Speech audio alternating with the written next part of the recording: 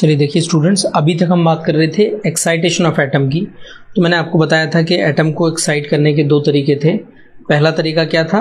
पहला तरीका था एब्जॉर्प्शन ऑफ फोटोन। दूसरा तरीका क्या है? दूसरा तरीका है सिंपली कोलिजन्स, एटॉमिक कोलिजन, जिनके बारे में हमने अभी डिटेल में बात की है।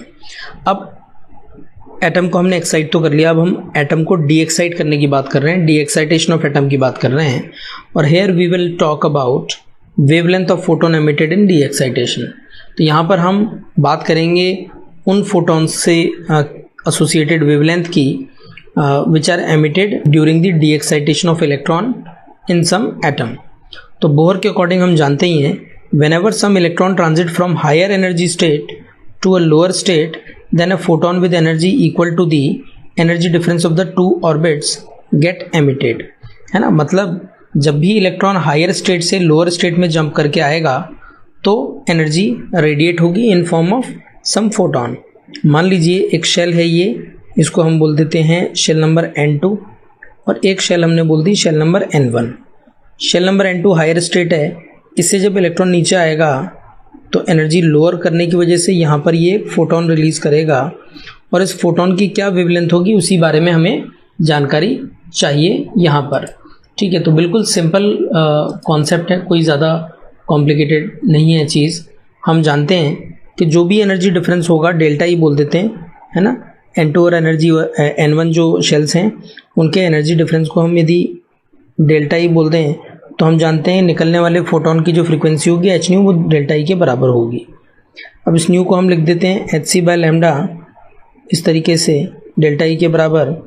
तो 1 by lambda can be written as delta E by hc, और जो डेल्टा ई है उसे अपन लिख देते हैं माइनस का 13.6 अपॉन hc, यहाँ लिखेंगे हम 1 by N1 square minus 1 by N2 square. ठीक है, ये वाली एनर्जी स्टेट कौन सी है? N1 वाली हमने देखा है फिगर में, लोअर वाली है। और ये कौन सी एनर्जी स्टेट है? ये हायर एनर्जी स्टेट है। ये जो क्वांटिटी है 13.6 बाय hc वाली, और यहाँ पे देखिए जेड स्क्वायर और लगा देते हैं, यदि हाइड्रोजन के अलावा कोई और एटम है तो उसका जेड आप यहाँ पे इस्तेमाल कर सकते हैं। ये जो क्वांटिटी है 13.6 इलेक्ट्रॉन वोल्ट अपॉन hc वाली, इस क्वांटिटी को मैं नाम दे देता हूँ R, which is also called Rydberg constant, है ना। रेडबर्ग कांस्टेंट बोलते हैं इसे हम। इसकी वैल्यू कितनी होती है? 1.097 इंटू 10⁻⁷ या फिर 10,967,800 मीटर इनवर्स, है ना। दोनों में से कोई सा भी डेटा आप याद रख सकते हैं।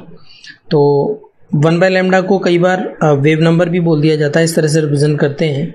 So it comes out to be equal to minus R Z square 1 by N1 square minus 1 by N2 square. तो यदि आपको दोनों शेल्स के नंबर पता हैं, आर की वैल्यू पता है, जेड पता है, तो आप 1 बाय लैम्डा की वैल्यू बिल्कुल सिंपली पता कर सकते हो। ठीक है, अब इसके अंदर देख लीजिए आप, एक थोड़ा सा इंपॉर्टेंट रिजल्ट मैं बता देता हूँ आपको। ये जो रिजल्ट है ये कैलकुलेट करना थोड़ा मुश्किल काम है। आर की वैल्यू पुट करेंगे N1 N2 and all that. तो इसके लिए हमने क्या किया, लैम्डा यदि हमको पता करना हो तो बिल्कुल हमने डायरेक्टली एक आर की और बाकी N1 N2 और इन सब चीज़ों की वैल्यू पुट करके हम यदि देखें एक रिजल्ट बनाने की कोशिश करें तो आपको ये रिजल्ट याद रखना है 12431 अपॉन, यहाँ पे मैं डायरेक्ट लिख देता हूँ डेल्टा ई, है ना, डेल्टा ई। और ये डेल्टा ई जो एनर्जी डिफरेंस लिख रहा हूँ मैं, ये कौन सी यूनिट में लिखना है? मुझे इलेक्ट्रॉन वोल्ट में लिखना है। यदि मैं इलेक्ट्रॉन वोल्ट में लिखता हूँ तो मेरे पास सीधे सीधे वेवलेंथ आ जाएगी एंगस्ट्रॉम में फोटोन की, जो कि इस डेल्टा ई एनर्जी के कॉरस्पॉन्डिंग जनरेट होने वाला है ना। ये रिजल्ट कहाँ से लाए हैं अपन? बिल्कुल सिंपल है, देख लीजिए आप।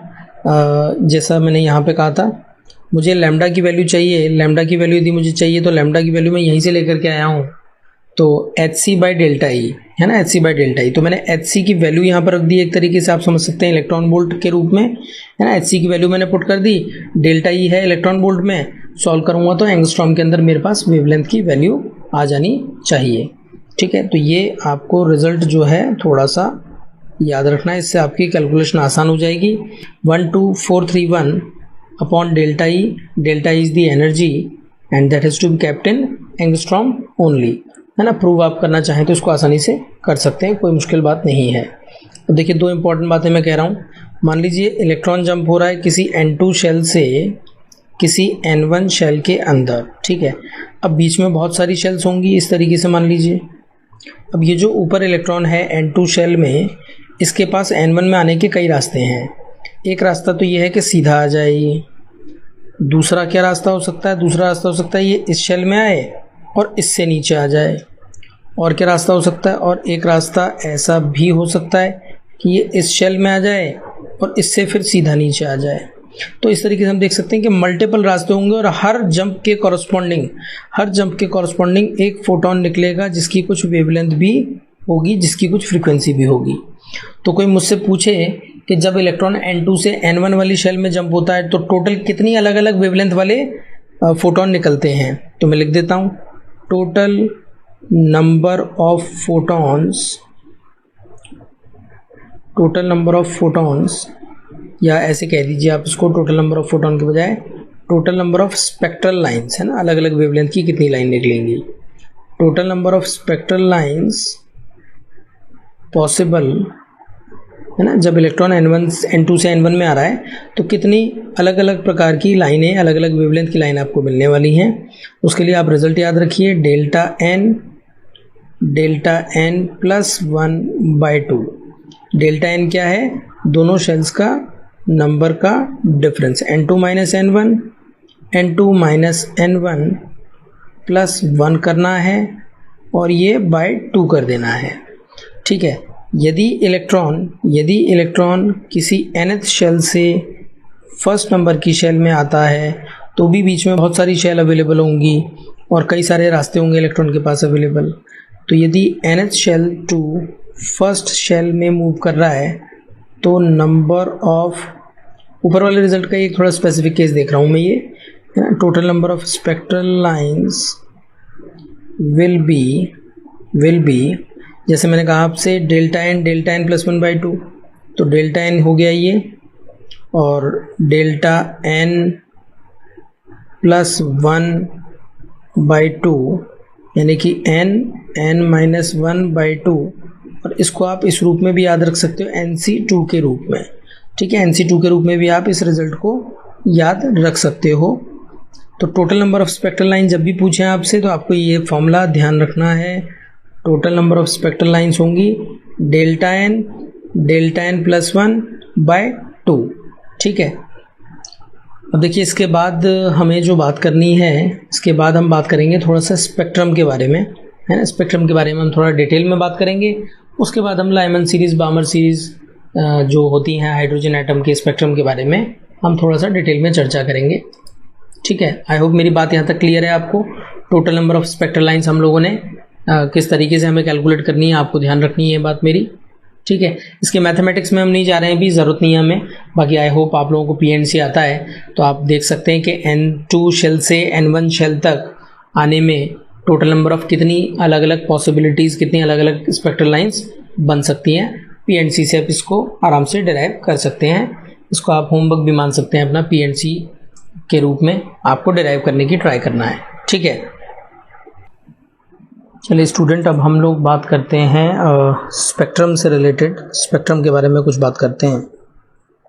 देखिए इसके बाद में हम हाइड्रोजन स्पेक्ट्रम को भी स्पेसिफिकली देखेंगे, बट हाइड्रोजन स्पेक्ट्रम को देखने से पहले हमारे लिए ज़रूरी है कि हम स्पेक्ट्रम क्या है ये देख लें एक बार। देखिए स्पेक्ट्रम का ओरिजिन क्या है या स्पेक्ट्रम किस किस टाइप के होते हैं। सबसे पहले टाइप ऑफ स्पेक्ट्रम की बात करें, टाइप ऑफ स्पेक्ट्रम, ठीक है। तो स्पेक्ट्रम मेनली दो तरह के होते हैं। पहला है एब्जॉर्प्शन स्पेक्ट्रम और दूसरा है एमिशन स्पेक्ट्रम, है ना। दोनों का अर्थ थोड़ा थोड़ा नाम से ही क्लियर है आपको, है ना। तो दो तरह के स्पेक्ट्रम हुए, एक हुआ एब्जॉर्प्शन स्पेक्ट्रम और एक होगा एमिशन स्पेक्ट्रम, ठीक है। दोनों के बारे में हम डिटेल में बात कर लेते हैं। इससे पहले एक बार स्पेक्ट्रम और मैं बताना चाहूँ आपको, तो सिंपल है बिल्कुल। मान लीजिए जैसे सन की ही बात करते हैं, मान लीजिए सोलर लाइट आ रही है कहीं से, है ना, सोलर लाइट आ रही है मान लेते हैं, और सोलर लाइट को हम किसी प्रिज्म से जब गुजारते हैं और सामने एक स्क्रीन रखी हो तो हम जानते हैं ये जो लाइट होती है वाइट लाइट, ये अलग अलग 7 रंग्स में स्प्लिट हो जाती है, 7 कलर्स में स्प्लिट हो जाती है। तो इसको हम क्या बोल देते हैं, एक तरीके से विजिबल लाइट का या सनलाइट का स्पेक्ट्रम बोल देते हैं, है ना। विजिबल लाइट का स्पेक्ट्रम हम इसको बोल देते हैं। तो स्पेक्ट्रम कुल मिलाकर क्या है, ऑर्डर्ड अरेंजमेंट, है ना, ordered arrangement of different wavelengths of light, है ना। लाइट के अंदर जो भी कंस्टिट्यूएंट वेवलेंथ्स हैं उनका एक ऑर्डर्ड अरेंजमेंट जो है, उस ऑर्डर्ड अरेंजमेंट को ही हम क्या बोल रहे हैं, एक तरीके से स्पेक्ट्रम बोल रहे हैं। स्पेक्ट्रम हमने कहीं ही दिया है, 2 तरह के होते हैं, एक एब्जॉर्प्शन स्पेक्ट्रम और एक एमिशन स्पेक्ट्रम हो गया, ठीक है। तो पहले हम इस एब्जॉर्प्शन स्पेक्ट्रम के बारे में बात करते हैं एक बार कि एब्जॉर्प्शन स्पेक्ट्रम क्या है। देखिए इस फिगर को देखिएगा, एक फिगर दिखाता हूँ मैं आपको, उससे काफ़ी हद तक आपको क्लियर हो जाएगा कि एब्जॉर्प्शन स्पेक्ट्रम कैसा दिखेगा और कब बनेगा। तो देखिए यहाँ पर मैंने एक फिगर लिया हुआ है, इस फिगर में मैं आपको एब्जॉर्प्शन स्पेक्ट्रम के बारे में बता रहा हूँ। मान लीजिए कोई हमने सोर्स ऑफ लाइट ले लिया और सोर्स ऑफ एनर्जी ले लिया कोई भी, जिससे बहुत सारी अलग अलग वेवलेंथ की लाइट निकल करके आ रही हैं।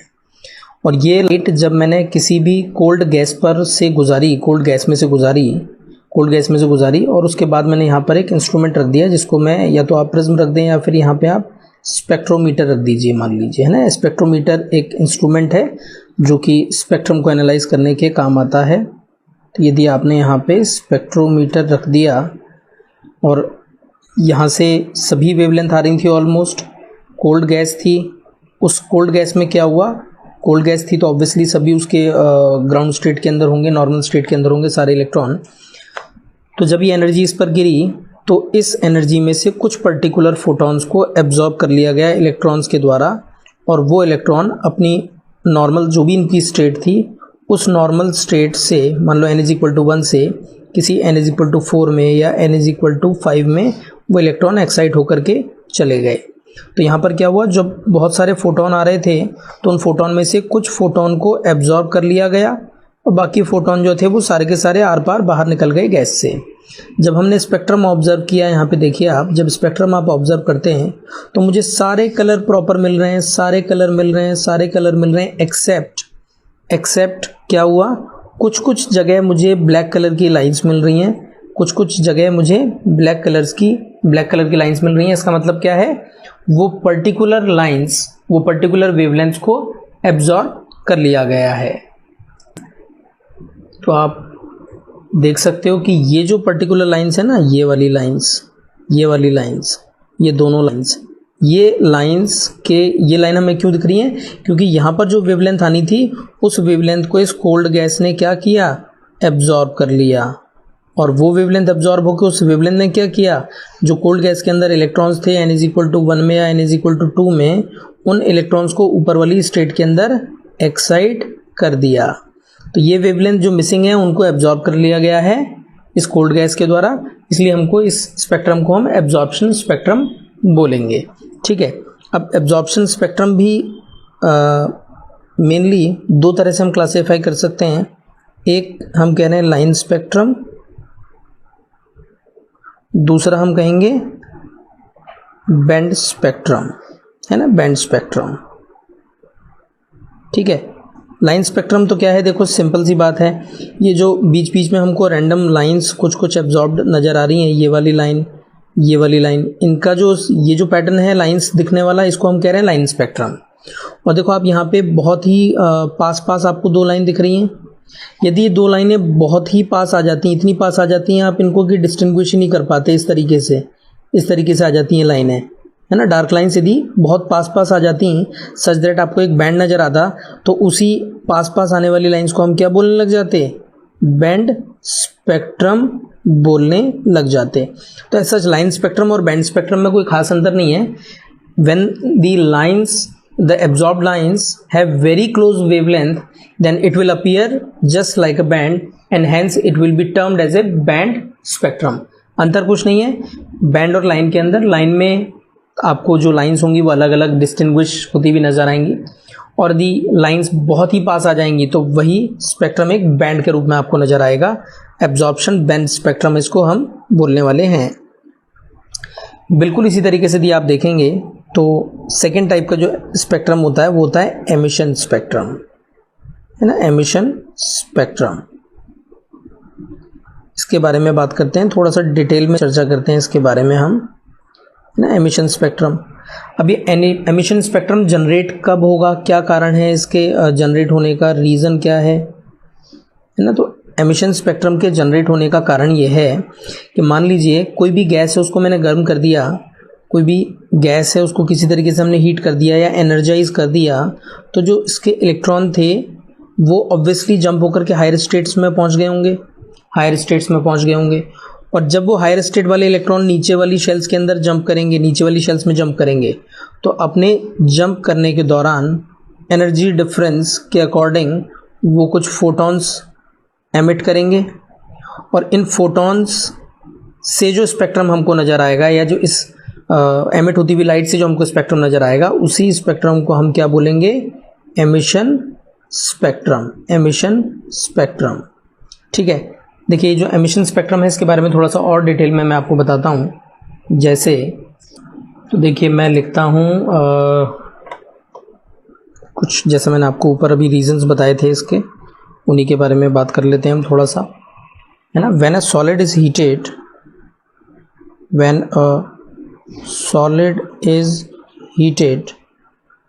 अभी कुछ इमेजेस भी बताऊंगा मैं आपको। When a solid is heated, it's atoms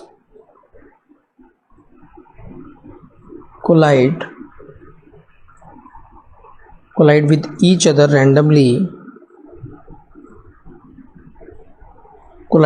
each other randomly, as a result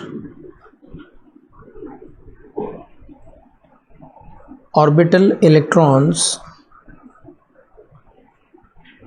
get excited to higher state, है ना, get excited to higher state. Now when these electrons jump down, they emit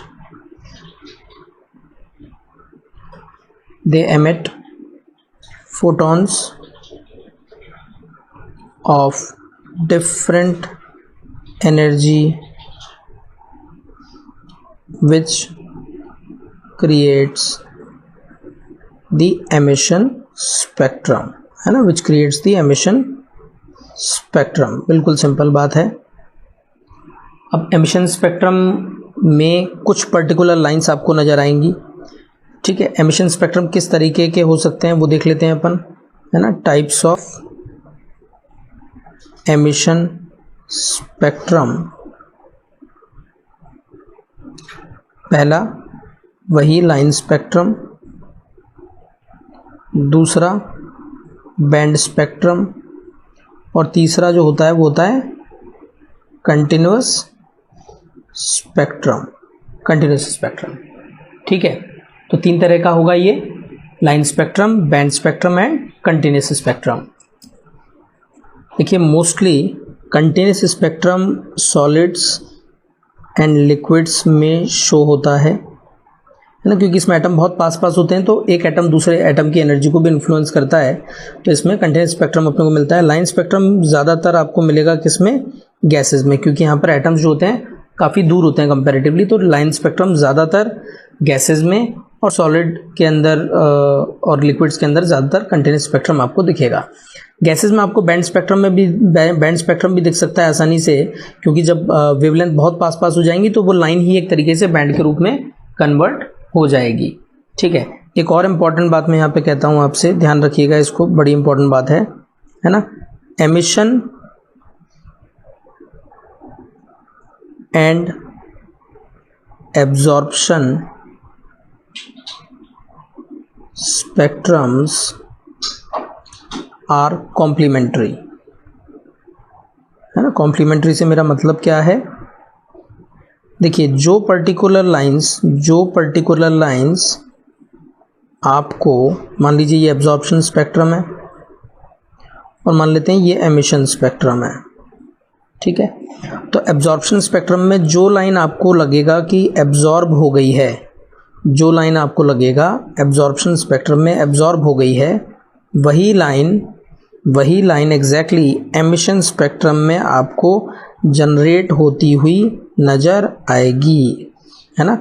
absorption spectrum में यदि ये दो लाइनें absorb हुई हैं तो एमिशन स्पेक्ट्रम में यही दो लाइनें आपको एमिट होती हुई भी नज़र आएंगी। इसलिए हम कह रहे हैं कि एब्जॉर्प्शन स्पेक्ट्रम और एमिशन स्पेक्ट्रम एक दूसरे के कॉम्प्लीमेंट्री हैं। देखिए एक इमेज और बताता हूँ आपको मैं, उससे क्लियर हो जाएगा। देखिएगा ये इमेज आप, इसमें मैंने हाइड्रोजन के एमिशन और एब्जॉर्प्शन स्पेक्ट्रम दोनों की बात की है यहाँ पर। इसमें आप देख सकते हैं कि जब मैं एमिशन स्पेक्ट्रम की बात कर रहा हूँ हाइड्रोजन के, तो कुछ लाइंस मुझे विजिबल हो रही हैं, ये ग्रीन वाली और ये रेड वाली। और जब मैं एब्जॉर्प्शन स्पेक्ट्रम की बात कर रहा हूँ, एब्जॉर्प्शन स्पेक्ट्रम की जब मैं बात कर रहा हूँ, तो वही लाइंस मुझे लग रहा है डार्क लाइन की जगह ने, उन दोनों लाइंस की जगह डार्क लाइन ने ऑक्यूपाई कर ली है। मतलब यहाँ पर जब एब्जॉर्प्शन स्पेक्ट्रम मैंने देखा तो ये दोनों लाइनें एब्जॉर्ब हो गई थी, इसलिए डार्क मिल रहा है, यहाँ पर लाइट नहीं पहुँच पाई।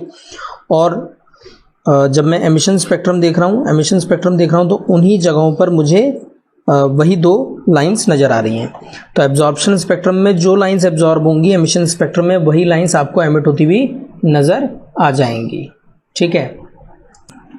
तो अभी तक आई होप मेरी बात आपको क्लियर है कि एब्जॉर्प्शन और एमिशन स्पेक्ट्रम को क्यों मैं कह रहा हूँ कि they are complementary to each other, ठीक है। देखिए कुछ एक्सपेरिमेंटल फैक्ट मैं कह रहा था आपको बताने के लिए। ये देखिए आप, यहाँ पर एक सिंपल मैंने बल्ब लिया है ना, यहाँ पर एक सिंपल बल्ब लिया है मैंने, और उसके सामने मैंने एक डिफ्रैक्शन ग्रेटिंग रख दिया। ऐसा मान लीजिए एक प्लास्टिक की मैंने शीट रख दी है जिसमें बहुत ही पास लाइंस बनी हुई हैं। इनफैक्ट ऐसा मान लीजिए आपकी 1 सेंटीमीटर में उसमें 1000 लाइंस बनी हुई हैं, 1 सेंटीमीटर में 1000 लाइंस बनी हुई हैं, इसलिए वो आपको दिखेगी नहीं। तो इसको अपन डिफ्रैक्शन ग्रेटिंग बोल देते हैं, है ना, इसको डिफ्रैक्शन ग्रेटिंग बोल रहा हूँ मैं। इस डिफ्रैक्शन ग्रेटिंग के माध्यम से जब मैंने स्पेक्ट्रम ऑब्जर्व किया एक सिंपल बल्ब का, तो स्पेक्ट्रम देखिए आप, मुझे बल्ब का कैसा दिख रहा है, सारे कलर इसके अंदर मुझे नज़र आ रहे हैं। देख सकते हैं आप, ऑलमोस्ट सारे कलर दिख रहे हैं आपको इसके अंदर, एकदम कंटिन्यूसली दिख रहे हैं। तो this is continuous spectrum of a simple bulb, ठीक है। अब देखिए मैं क्या कह रहा हूँ, मैंने एक मरकरी की ट्यूब ली, जब बिना डिफ्रैक्शन ग्रेटिंग के मैंने इस मरकरी की ट्यूब को देखा तो ऐसी दिख रही है मरकरी ट्यूब, ठीक है। जब मैंने डिफ्रैक्शन ग्रेटिंग लगा करके इसका स्पेक्ट्रम ऑब्जर्व करने की कोशिश की, तो उस स्पेक्ट्रम के अंदर देखिए आप, मुझे ये दो लाइंस दिख रही हैं, है ना, ये एक पर्पल लाइन और एक ग्रीन कलर की लाइन दिख रही है। और भी लाइंस होंगी बट उनकी इंटेंसिटी बहुत कम हो गई होगी मे बी, ठीक है। तो मरकरी लैंप का जब मैंने स्पेक्ट्रम ऑब्जर्व करने की कोशिश की तो मुझे दो लाइंस मिल रही हैं, है ना, दो लाइंस मिल रही हैं। डिफ्रैक्शन ग्रेटिंग से मैंने लाइट गुजारी और लाइट गुजार करके मैंने जब उस लाइट को ऑब्जर्व किया तो मुझे ये दो लाइंस दिख रही हैं। तो this is termed as line spectrum, और इसको आप कह सकते हो एक तरीके से क्या है, ये कंटिन्यूस स्पेक्ट्रम है। इसमें सारी वेवलेंथ आपको नज़र आ रही है ग्रेजुअली चेंज होती हुई, ठीक है। इसके बाद देखिए अब मैं स्पेसिफिकली हाइड्रोजन स्पेक्ट्रम के बारे में बात करूंगा आपसे, और वहाँ पर भी आपको दर्शाऊंगा कि किस तरीके से जो एमिशन स्पेक्ट्रम है और जो एब्जॉर्प्शन स्पेक्ट्रम है वो हाइड्रोजन में भी किस तरीके से एक दूसरे के कॉम्प्लीमेंट्री हैं, ठीक है। देखिए यहाँ पर हम हाइड्रोजन स्पेक्ट्रम के बारे में बात कर रहे हैं। तो हाइड्रोजन के लिए भी यदि हम बात करें तो दो तरीके के स्पेक्ट्रम होंगे, एक एब्जॉर्प्शन स्पेक्ट्रम और एक एमिशन स्पेक्ट्रम। एब्जॉर्प्शन स्पेक्ट्रम जो है हाइड्रोजन का, उसमें कोई मुश्किल बात नहीं है, बिल्कुल सिंपल सा है। सिंपल इसलिए है क्योंकि हाइड्रोजन की यदि हम बात करें तो n=1 के अंदर इलेक्ट्रॉन होता है ग्राउंड स्टेट में। ये मान लीजिए शेल 2 है, ये वाली शेल 3 है। तो इलेक्ट्रॉन क्योंकि n=1 के अंदर है तो उसके पास ऑप्शन है या तो 1 से 2 में जा सकता है, उसके बाद ऑप्शन है 1 से 3 में जा सकता है, या 1 से किसी 4 वाली शेल के अंदर जा सकता है। तो जब भी इलेक्ट्रॉन का ट्रांजिशन होगा तो उसमें n1 जो होगा, इनिशियल जो n होगा वो तो 1 ही होगा, और n2 जो होगा वो कुछ भी हो सकता है, इट कुड बी आइदर 2 और 3 और 4 और it could be anything, right. तो एब्जॉर्प्शन स्पेक्ट्रम में एक n तो फिक्स ही है, n=n1=1, और दूसरा जो जहाँ तक इलेक्ट्रॉन जाने वाला है, जो उसकी डेस्टिनेशन है, वो सेकेंड शेल, थर्ड शेल या फोर्थ शेल, किसी भी एक शेल के अंदर जा सकता है। तो एब्जॉर्प्शन स्पेक्ट्रम में आप कह सकते हैं कि n = 1 से स्टार्ट होकर के 2 या 3 या 4 या 5 टाइप की सीरीज ही आपको दिखेगी, जिसमें एक n फिक्स होने वाला है। तो एब्जॉर्प्शन स्पेक्ट्रम कंपैरेटिवली सिंपल है। दूसरा जो स्पेक्ट्रम है, मैं दोनों बताऊंगा अभी आपको, है ना, फिगर बनाऊंगा, उस फिगर में आपको दोनों बताऊंगा कि फिगर में किस तरीके से एब्जॉर्प्शन स्पेक्ट्रम दिख रहा है, किस तरीके से एमिशन स्पेक्ट्रम दिखेगा। एमिशन स्पेक्ट्रम की बात करें तो मैं यहाँ पर कह रहा हूँ एमिशन स्पेक्ट्रम ऑफ हाइड्रोजन में आपको एक ग्रुप ऑफ लाइंस दिखेगा हमेशा, है ना, एक ग्रुप ऑफ लाइंस दिखेगा।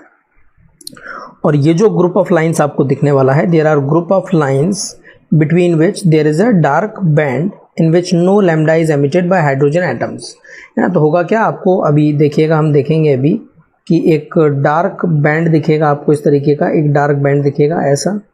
और इस डार्क बैंड में बीच बीच में कहीं कहीं आपको लाइंस दिखेंगी इस तरीके से, है ना, इस तरीके से लाइंस दिखेंगी। तो ये जो ग्रुप ऑफ लाइंस होंगी, इनको हम स्पेक्ट्रल सीरीज बोलने वाले हैं। देखिएगा किस तरीके से दिखेंगी स्पेक्ट्रल सीरीज अपने को। तो मैं spectral series of hydrogen atom की बात कर रहा हूँ। कौन से स्पेक्ट्रम में? एमिशन स्पेक्ट्रम में, ठीक है, क्योंकि एब्जॉर्प्शन में तो एक n फिक्स ही होता है, n1 = 1 होता है, और 1 से 2 में या 1 से 3 में या 1 से 4 में इलेक्ट्रॉन ट्रांजिट करता है। यदि मैं यहाँ पर बात करूँ एमिशन स्पेक्ट्रम ऑफ हाइड्रोजन में, तो देखिए यहाँ पर कई तरह की सीरीज़ हमको मिल सकती हैं, जैसे हम बात करें लाइमन सीरीज़ की। लाइमन सीरीज़ किस कैटेगरी में लाई करती है? अल्ट्रावायलेट रीजन के अंदर। यानी कि ये जो सारी वेवलेंथ हैं, ये अल्ट्रावायलेट रीजन के लिए हैं वेवलेंथ सारी की सारी, ठीक है। इसमें इलेक्ट्रॉन हमेशा जंप करके जो लोअर स्टेट होगी उसमें 1 वाली स्टेट में आने की कोशिश करेगा। कहाँ से आ सकता है? 2 से 1 में आ सकता है, 3 से 1 में आ सकता है, 4 से 1 में आ सकता है। तो एक n तो फिक्स है, और जो दूसरा n है वो 2 से लेकर के इन्फिनिट तक कुछ भी हो सकता है ना, 2 से लेकर के इन्फिनिट तक कुछ भी हो सकता है। ऐसी बामर सीरीज़ की यदि अपन बात करते हैं, तो बामर सीरीज़ में इलेक्ट्रॉन जब भी जंप होकर आएगा तो सेकंड शेल के अंदर जंप होकर आएगा। थर्ड से सेकंड में आ सकता है, फोर्थ से सेकंड में आ सकता है, फिफ्थ से सेकंड में आ सकता है, इस तरीके से। तो जब देखिए थर्ड से सेकंड शेल में आएगा तो वेवलेंथ कितनी एमिट होने वाली है? ये वेवलेंथ लिखी है, उन वेवलेंथ, ये सारी वो वेवलेंथ हैं जो कि जिस वेवलेंथ का फोटोन एमिट होने वाला है। तो देखिए यदि इलेक्ट्रॉन जंप हो रहा है थर्ड से सेकंड में, तो जो लैम्डा आपको मिलने वाली है वो मिल रही है कितनी? लगभग 656 नैनोमीटर, है ना, यानी कि लगभग 7000 एंगस्ट्रॉम के आसपास। तो ये अप्रॉक्सीमेटली किसको रिप्रेजेंट करेगी? अप्रॉक्सीमेटली रेड कलर को रिप्रेजेंट करेगी। ये 486 या फिर 4860 एंगस्ट्रॉम, ये जो वेवलेंथ होगी ये अप्रॉक्सीमेटली ग्रीन कलर के कॉरस्पॉन्डिंग होती है, ठीक है। तो रेड कलर की वेवलेंथ हो गई ये वाली, और ग्रीन कलर की वेवलेंथ हो गई हमारे पास ये वाली, ठीक है। तो जब भी मैं बामर सीरीज ऑब्जर्व करूंगा तो थर्ड से सेकंड में जब इलेक्ट्रॉन आएगा या फोर्थ से सेकंड में जब इलेक्ट्रॉन आएगा तो मुझे रेड कलर, ग्रीन कलर की वेवलेंथ दिखेंगी। और इसलिए मैं कह रहा हूं कि ये जो रीजन है ये कौन सा रीजन है? विजिबल रीजन है। इसी तरीके से इस वाली चीज़ को मैंने बामर सीरीज कहा है। तीसरी सीरीज होगी कौन सी? पाश्चन सीरीज होगी। उसमें इलेक्ट्रॉन हमेशा जंप करके आएगा थर्ड वाली में, 4 से 3 में आ सकता है, 5 से भी 3 में आ सकता है, और 6 से भी 3 में आ सकता है। ये जो वेवलेंथ है, थोड़ी सी देखिए आप यहाँ पर वेवलेंथ बढ़ गई है, तो ये जो विजिबल रीजन था विजिबल से बाहर निकल गई है। तो ये वाली जो वेवलेंथ का रीजन होने वाला है, ये रीजन होगा आपके पास इंफ्रारेड रीजन। बाकी सारे आगे के जो हैं आप देख सकते हैं, सारी सीरीज इंफ्रारेड ही होने वाली हैं। अगली शेल है ब्रैकेट सीरीज है अगली, है ना।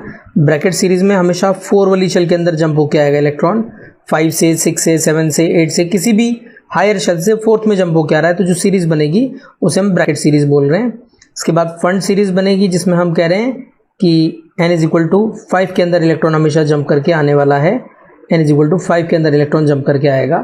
तो ये जो शेल या जो सीरीज बनने वाली है उस सीरीज को हम बोल रहे हैं फंड सीरीज। इसके बाद एक और हम्फ्री सीरीज भी बना देते हैं कई बार, है ना। उसमें n1 की वैल्यू कितनी हो जाएगी? हम्फ्री सीरीज की बात करेंगे तो 6 हो जाएगी, और यहाँ पर 7 से, 8 से, 9 शेल से, 10 शेल से निकल करके इलेक्ट्रॉन आ सकता है ना। हम्फ्री सीरीज इस तरीके से यहाँ पे एक और सीरीज चाहें आप तो ऐड कर सकते हैं, बट आजकल उसको नहीं इंक्लूड किया जाता है जनरली। ठीक है, अच्छा जो वेवलेंथ निकल रही है वो वेवलेंथ मैं कैसे निकाल रहा हूँ, देखिए मैंने उसके लिए फॉर्मूला बताया था आपको, 12431 बाय डेल्टा ई लिख देंगे आप इलेक्ट्रॉन वोल्ट में, तो इससे आपको लैम्डा मिल जाएगी एंगस्ट्रॉम में।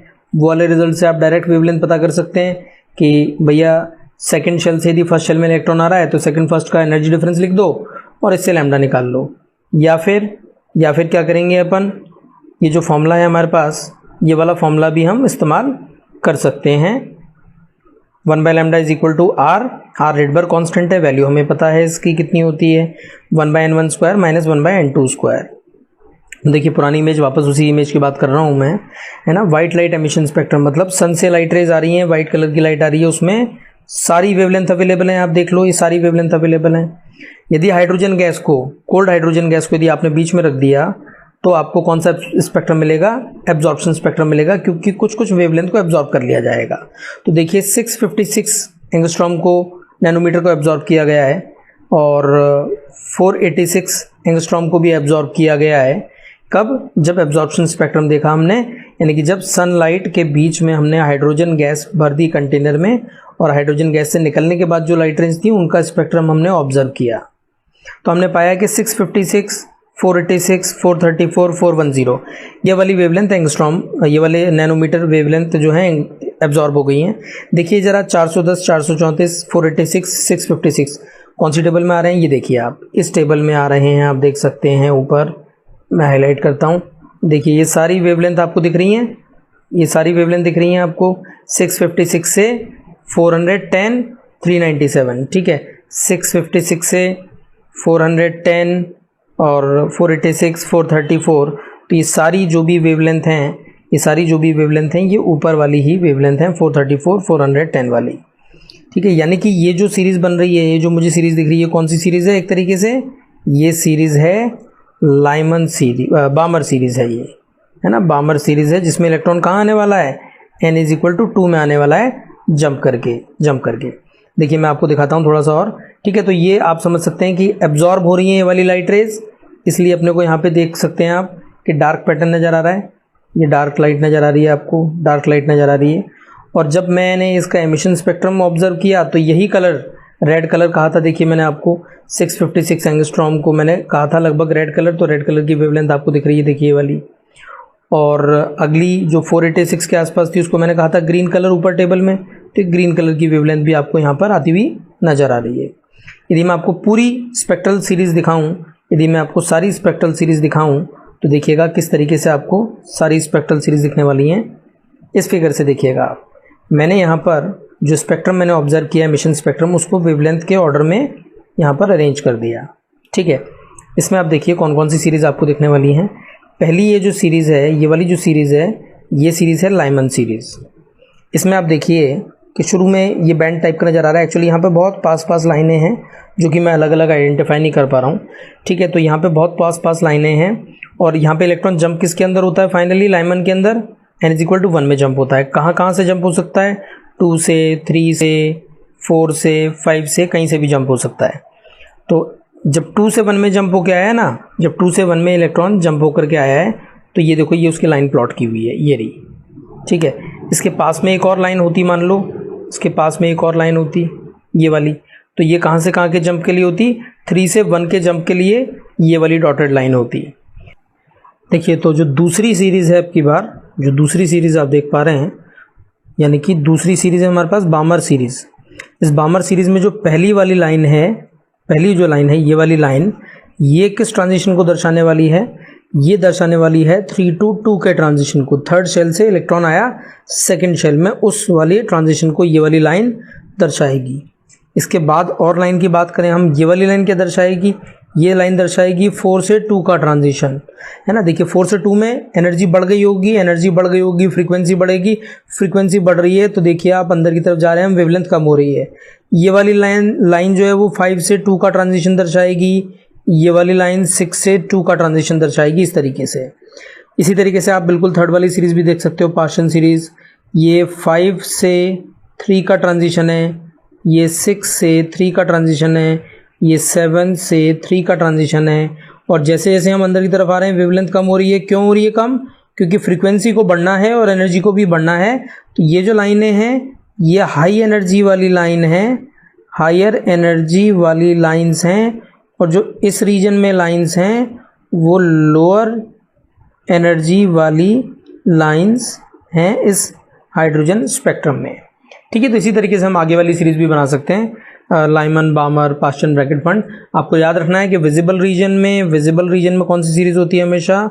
विजिबल रीजन में सीरीज होती है हमेशा बामर वाली, और बामर वाली सीरीज में n इज इक्वल टू 2 में इलेक्ट्रॉन जंप होकर आता है किसी भी हायर शेल से। ठीक है, आई होप मेरी बात आपको हाइड्रोजन स्पेक्ट्रम को लेकर के बिल्कुल क्लियर है। एब्जॉर्प्शन स्पेक्ट्रम में एब्जॉर्ब हो रही है लाइन, एमिशन स्पेक्ट्रम में एमिट हो रही है लाइन्स। ठीक है।